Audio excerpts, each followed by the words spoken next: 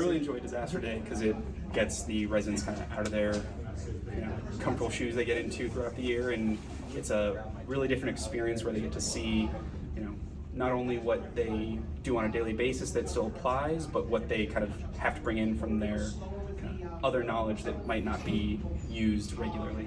Yeah, it gets them thinking about how to respond to an abnormal situation and put their thinking caps on. And it's stuff that's usually not in books, but then when they get to review it later, like, oh, I should have thought of that, I should have known that. It's a great, safe, fun way to stretch their thinking. All right, are we ready to go? Are we ready to go? Yeah! All right. Okay, so here's how it's gonna work. I'm going to read you guys a briefing, and then I will start a 5-minute clock. At the end of that 5-minute clock, the first patient will come through the doors. So you have those 5 minutes to discuss how you want to organize and get yourselves out there and ready, okay? Because no matter if you're out there or not, patient 1 comes in at the 5-minute mark, okay? All right, so let's get the briefing. That's not it. That's not it. No. And try to have like enough third years, second years interns so that it's kind of even. And then if one room is getting hit harder with patients, then you can donate a person to that room. So if room 1 is getting a bunch of patients and not much is happening in room 3, then you can send someone over to help, and you can send them back. So you can have someone that's coordinating, but it's best to split up evenly amongst the years to start, and then All right, Curtis. Let me see your vital signs. Yeah, I'm totally slow down. What are your symptoms? What's going on? Having real trouble catching my breath. Okay. I'm getting nauseous and I would throw up 2 of them. Okay. Oh, okay. All right. Are you having any pain anywhere? No, this headache, this nausea. Did somebody trample on you? No.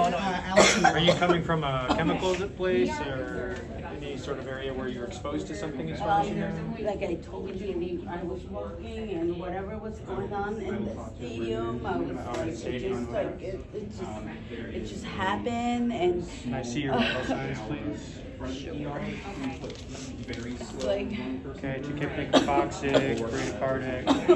Okay, Yeah. so I would like to decontaminate you before you go any farther. Okay, so we need to get you kind of cleaned down before we get you into an area so you don't expose other people. Lizzie, some sort of contamination issue. At the stadium, causing a stampede. Yeah, so this needs to be either isolated or decontaminated thoroughly. Can you relay that to everybody? All right, we have to keep you out here for right now. This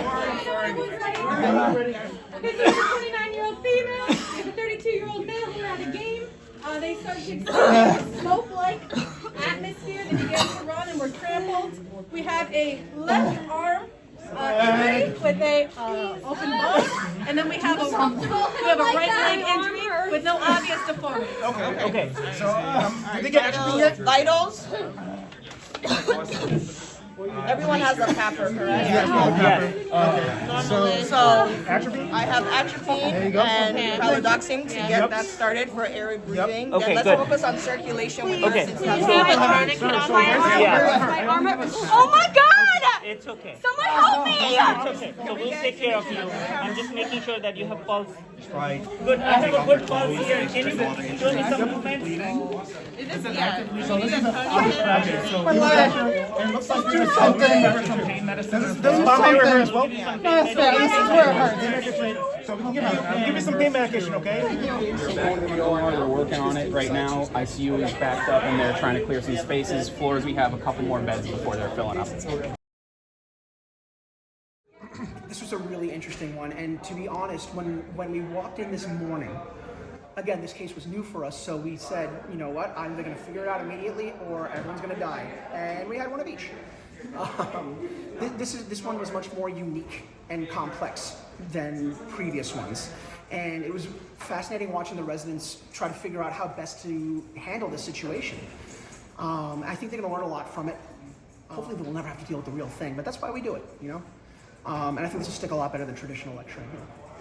What are some of the things that made you think about this particular case? So this idea came from the talks team. When they heard that I had an open slot for this, they came up to me and said, we want to write a talks case. I said, let's do it, absolutely. And the talks team helped me write it. And it came out very well. We had a long meeting to decide which chemical agent we should use based on the time from exposure to symptoms and how easily we could moulage the symptoms. And so we did the glycerin spray. So everybody that had a nerve gas exposure was sprayed on their face with a bottle of 1 part glycerin and 2 parts water. And they had that bottle in their pocket the whole time so they could keep respraying themselves to make it look like they were continuously sweating and salivating and tearing. All of the trample and trauma victims were moulaged this morning. Our moulage team is excellent. They trained with a Hollywood special effects artist for a while. And every patient that was exposed, when we did the research on this, we found that people off gas for about a half hour after they're exposed to these agents. So everybody that was exposed was wearing a team logo from the sports team that we invented. We decided that if we based this off a sports game, we could use the logos as a nonverbal way to tell the room coordinators who was off-gassing and who wasn't. It also made it very easy that when the patients were decontaminated, we could rip the logos right off.